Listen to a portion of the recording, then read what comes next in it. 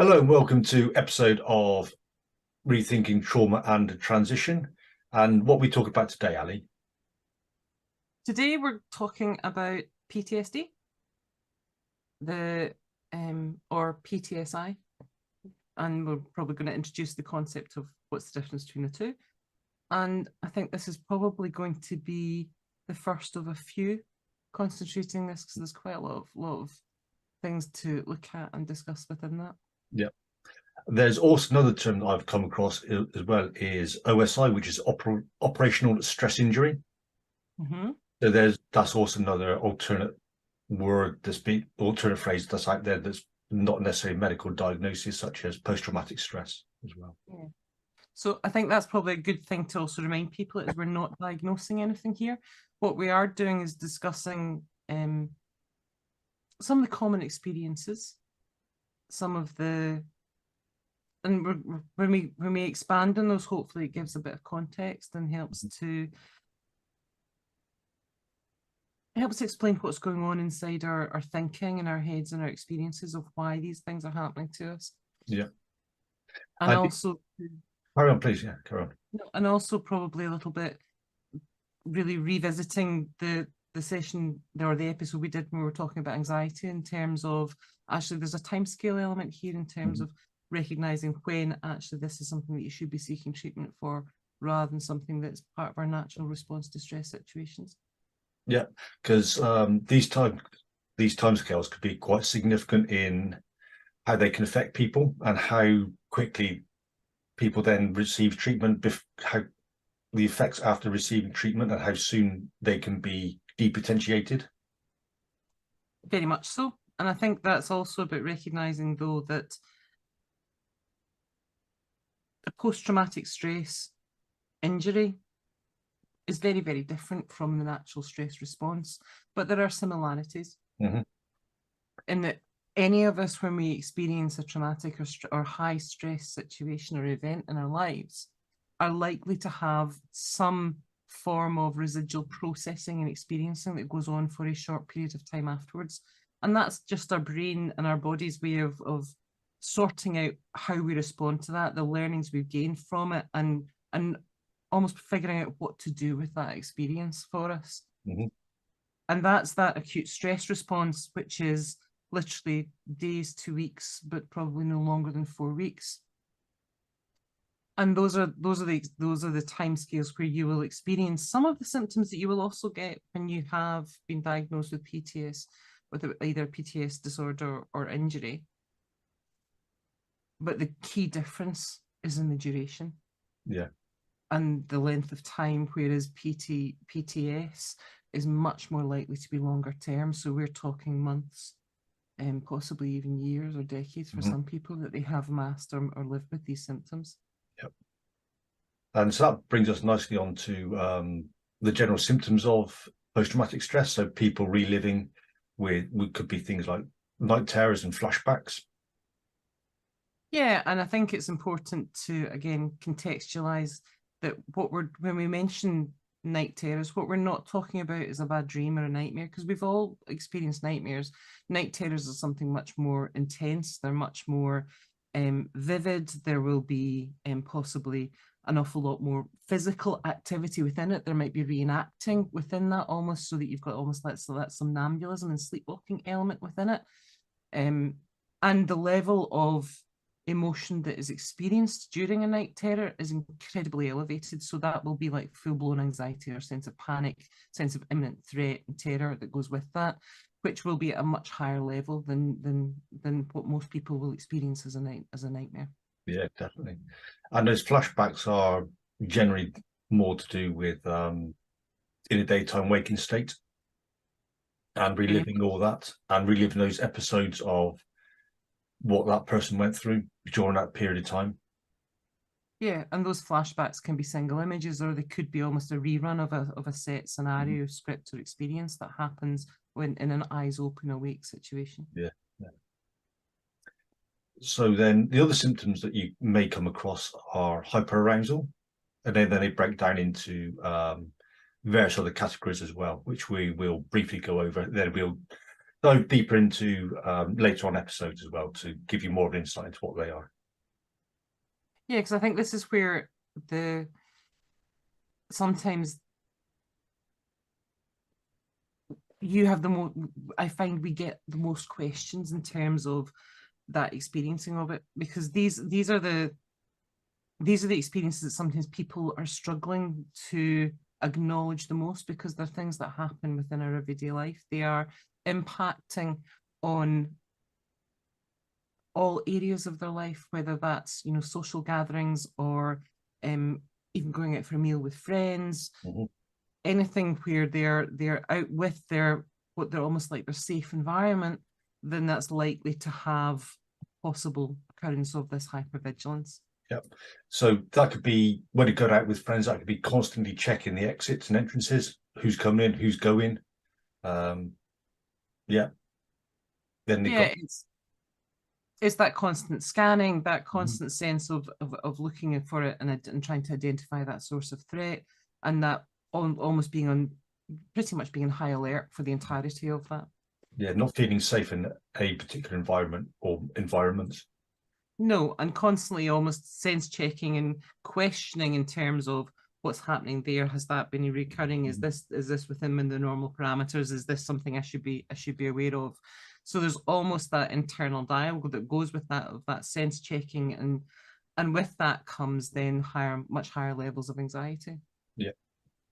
And that can lead to anger outbursts where there's nowhere to actually dump that adrenaline or that cortisol or the stress hormones. So take out on some people or someone, possibly the person that you're closest to.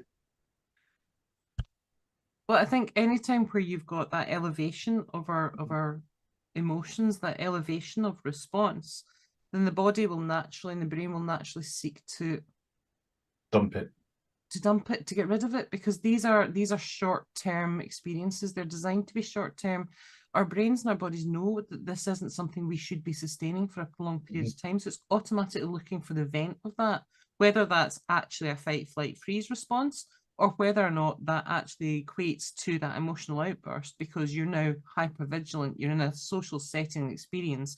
Other people maybe not aware of what that's doing to you. Your anxiety levels are rising, and as a result, yeah, that can lead to anger outbursts. That can lead to the flares because you're so on edge from that. Definitely.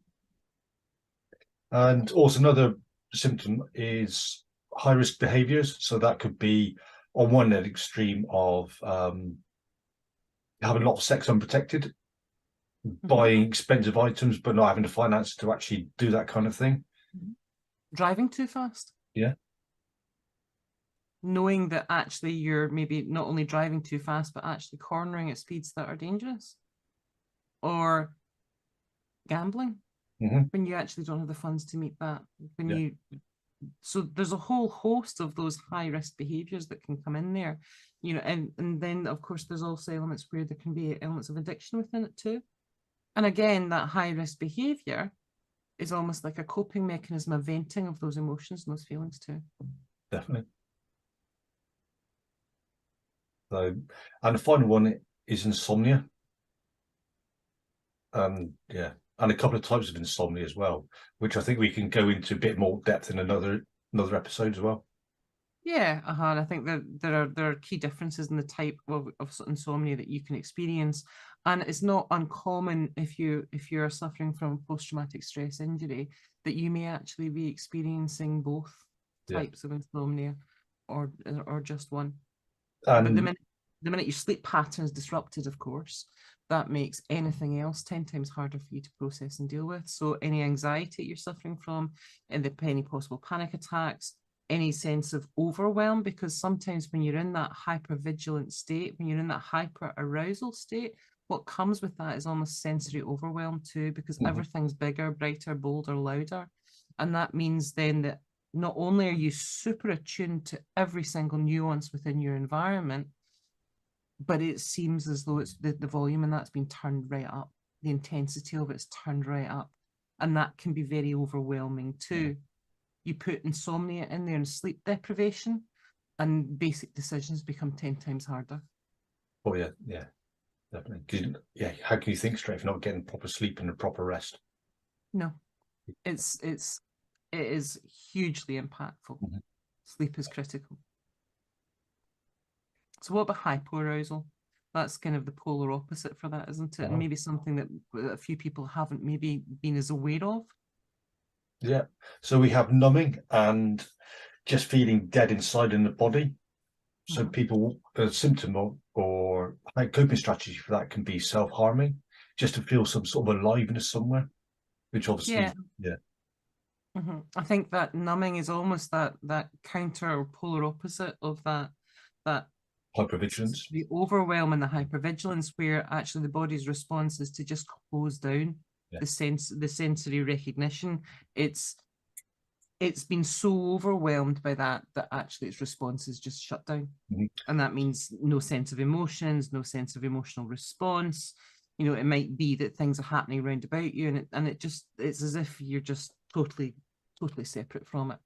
Or it could be a case that person has been in hypervigilance for so long that the body's now shut down, as you say, and closing down, so they can't deal with all those hormones going around with the body. Yeah, it's almost a protective mechanism, and that's where, as you say, that's where sometimes you end up with, you can quite often see things like self-harming coming in, which is almost that desperate attempt to feel something, because on a logical level, you might be aware that my responses in this situation are not what most people would expect. And I'm intentionally choosing my words there because I don't really like the word normal.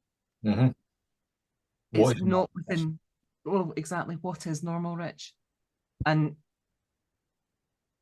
therefore, if your responses are not as you would expect to have them, or what you think is appropriate for the situation, then that in itself can become quite stressful, because there's that sense of not being fully engaged with your own life, with yourself. And again, that's part and parcel of that, where sometimes you do have dissociation within it, where you feel as though you are literally separate from your own life.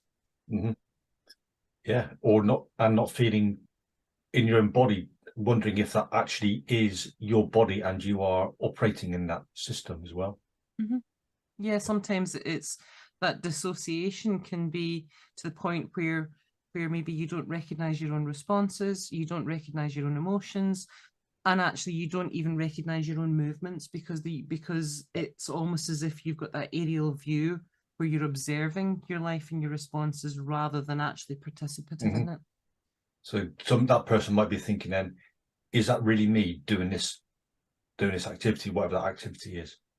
Yeah, and there's almost that lack of recognition of self within it. Yeah, and being disassociated can also lead to social isolation and withdrawal from society in general. Well, the other thing is that social isolation, that withdrawal is also a very common coping strategy. Because if you think about it, if you are in a high anxiety state, if you are in sensory overwhelm, and you're being bombarded with all of these pieces of turned right up information, then at some point, actually, it all becomes too much. And if it's too much to cope with, and it's just escalating those emotions and those responses, then actually there's a pushing to withdraw and to isolate. Yeah, this is why a lot of veterans go into truck driving. Yeah. Because they're all by themselves on their own, driving down wherever it is they're going to drop all the goods off and pick them up. You're by yourself. You don't have to really deal with anybody apart from the people who are at the warehouse or the shops, or whatever you're delivering to, and maybe the odd car driving it every now and again. Well, there can be a sense of almost relief from that, because that means then that you're actively choosing to limit your social interactions to help manage that hypervigilance, help manage the other associated symptoms and experiences that you're suffering from as a result of your post-traumatic stress. But the other interesting thing about that social isolation and withdrawal is that sometimes when we are depressed, when we are feeling down, our brain will naturally seek congruence. It wants to prove and find more of what we're paying attention to, more of what we're feeling. So therefore, the irony is that a point where we are feeling lonely, we are more likely to then further withdraw and self-isolate. Yeah. Because there's a congruence there, there's a match between the emotion we're experiencing and the action we're taking. And at some level, our brain thinks it's doing a really good job for us. So there's a part of the brain called the Reticular Activating System. So whatever we are focusing on, we will enhance that, and we'll spot more of those kind of things. So many years ago, a cousin of mine said, "Oh, I've never seen so many men pushing buggies around and all that sort of stuff." It's only because he had his child with him, you know, his baby, pushing that around at Saturday Cafe. He goes, "Oh, I've never really noticed this before." Or if you buy a new car of a certain make and certain model, "Oh, I've never seen an Audi going around, so many Audis," or whatever happens as well. So whatever you're focusing on or whatever you're thinking about is what you'll be noticing more out in society or in the general environment. It's a bit like I've sometimes described the reticular activating system, or the RAS, as your brain's internal whiteboard, or a bit like your Siri or Alexa listening in, going, "What is it you want me to find for you?" And all of a sudden it starts popping up in your phone, and you're thinking, "Okay, I just had this, I had this conversation randomly with a mate a couple of hours ago, and all of a sudden this stuff's here." That's kind of freaky. Well, our RAS does exactly the same. Yeah. And as you say, buying a new car is a classic example where you think you've bought something really unusual, or sort of that you haven't been fully aware of how many of those are on the road. And then now you've made that decision, you've signed in the dotted line, that car is everywhere. Yeah. Because your algorithms, your whiteboard has that up there, and your brain's going, "Oh, that's what you want me to point out to you today." Absolutely. Then coping strategies, it can be seen as with every behavior, there's a positive intention behind it, even though to the outside world looking in, it's not very healthy, and it probably isn't, but it's a way for the brain and that person to deal with all these other things that we talked about within their coping strategies. So one is eating disorders and not getting proper food, proper meal times, and looking after yourself. Well, I think the idea of quite often we hear people talk about some of these things as if they are the issue themselves. So classic examples could be things like, well, people will mention things like OCD. They'll mention things like disordered eating, when that could cover everything from things like anorexia, bulimia, to maybe you've got very specific or limited food patterns that you use, or you are just not eating enough of a diet or enough of a structure within it, or gorging and binging. That could be things like social isolation. It could be a whole range of elements like self-harming. Yeah.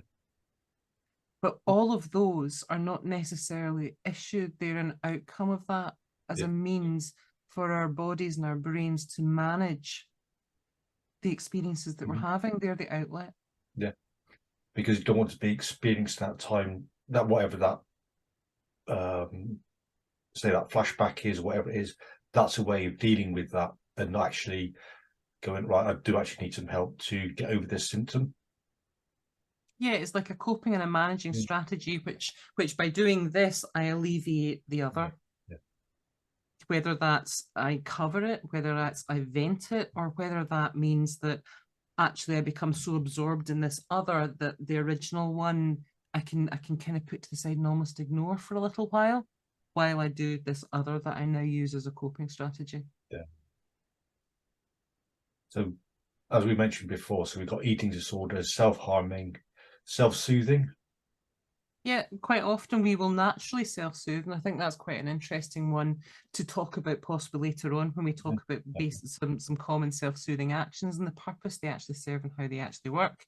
And then we have those high-risk behaviours and addictive behaviours in there too. Yeah. So we got a question for you. In fact, so why do you term it as post-traumatic stress injury and not disorder, Ali? I have my theories as to why it's an injury and not disorder. And so before putting you on the spot, give you time to think, I believe that people can, to less or greater extent, heal from that event, and they can have some form of recovery. What that recovery looks like, I have no idea, because everybody's different. And in some way, maybe those flashbacks will be lessened. Maybe that hypervigilance will be lessened, going from on a scale from 100% recovery to 0. Maybe 2% is all somebody will get. Yeah, somebody might get 80%. Who knows? But I believe that people can recover from it to a certain extent. As I was listening to you talk there, Rich, there's a phrase that kind of jumped into my head, because I would agree with everything you said, but I'm going to expand on it a little bit. Because the phrase that jumped into my head is, a weed is just a plant out of place. Mm-hmm. Now, the reason that came to mind is because there's that NLP tenet of every action has a positive intention. And I think sometimes the question that we don't ask enough is, what's the purpose of that post-traumatic stress response that we're having? Mm-hmm. Because it has a purpose. Everything that we experience has a purpose. And sometimes actually the really important thing is getting to the bottom of what that purpose is. Mm-hmm. Because in a way, what that post-traumatic stress experience is a learned response or trigger to an experience, but it's trying to tell us something. Yeah. There is other messages within that experience that maybe we are not paying attention to. And when we pay attention to them and interpret them differently, then that's sometimes when we have a cessation of the experiences, because now we're taking part in the conversation with our own brains and our bodies in terms of what it's trying to communicate to us. But that comes back to that disorder or injury piece. And like you, I would side on injury, because I don't like the idea of a disorder. Yeah. I understand what it means in terms of the structure of the word, but I would come back to that challenge of, well, what is its purpose? Mm-hmm. If we consider that at some point your PTS has a valid purpose, it has kept you alive, it has been there to keep you safe, and it is part of a trauma response that has a very positive intention behind it, then it's about understanding the intention. Yeah. But that also then means, though, is that in terms of injury, it comes down to the fact that we injure ourselves all through our lives. You know, we start injuring ourselves from basically the minute we're born. You know, the number of skint knees, scabby hands, you know, all the rest that we have all the way through childhood. Pretty much. Still, yeah. That's what I was going to say. Is, you reminded me, is it's like having a broken leg or something. They don't call a broken leg a disorder of the leg, do they? It's an injury, and that does get healed and does get repaired. It does, yeah. Yes. But sometimes some of those injuries leave marks. Mm-hmm. Yeah, scarring. You know, sometimes they leave scars. You know, I have scars on my hands from childhood injuries. I've got a scar in my knee from a childhood injury. You know, all of those are things that, these are really common. We carry those marks of our lives all the way through. You know, some people might have, for instance, as the longer we're on this earth, you might find that actually maybe you hurt your back at some point that was really bad, but you know, as a result now that you're just a bit more careful about how you lift things, how you twist, how you move, because you know fine well that while 9 times out of 10 your back's healed just fine, actually it's left a bit of scarring there, and that means that there's a susceptibility there that you've just got to be a bit more compassionate about. Yeah. And that's why I prefer the idea of injury. Mm-hmm. Because maybe that's about us recognizing that there might still be marks from that, but that doesn't necessarily mean to say that we can't live full and normal lives. No. And what you said earlier about the warning signs reminded me of that chat we had a few days ago now about driving down the motorway and going off towards a bridge, and the warning bridge is out. Mm-hmm. Yeah. And there's all these flashing signs warning you to slow down or take a different route, detour, but you're still going to head towards that bridge. Mm-hmm. And that comes back to, I suppose, my belief that actually that PTSD, in a way, it's the telephone ringing. It's not necessarily the conversation. Mm-hmm. Yeah. So, yeah. So I think there's, from the conversations you and I have been having today, Rich, I think our plan for the next few podcasts is to really kind of take some of the things that we've introduced to and gone over today very briefly and maybe do a bit of a deeper dive in some of these. Definitely makes sense. Yeah. And I think because there's a lot more in there that actually helps once we have a different or a better understanding of that. And I think that would be worth doing. And I'm wondering whether or not we can maybe put that question out there to anybody listening to say, actually, what would you like us to talk about and spend more time on in terms of our understanding of that and how that's operating and what your brain and your body's trying to achieve with that response. But I think initially I was going to suggest that we maybe in the next session start really focusing on that hypervigilance. Yeah, yeah. So our question to you is it a disorder or an injury? Yeah. I would like to hear your opinions.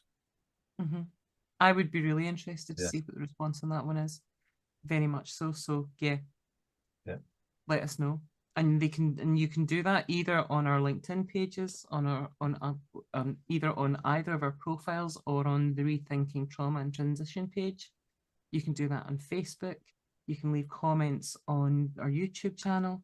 You know, there's a whole host of ways to contact us, or you can drop us an email. Thank you very much for listening. And if you find this useful, please share. Yeah. Somebody may find it useful as well. Yeah. Thank you very much for listening.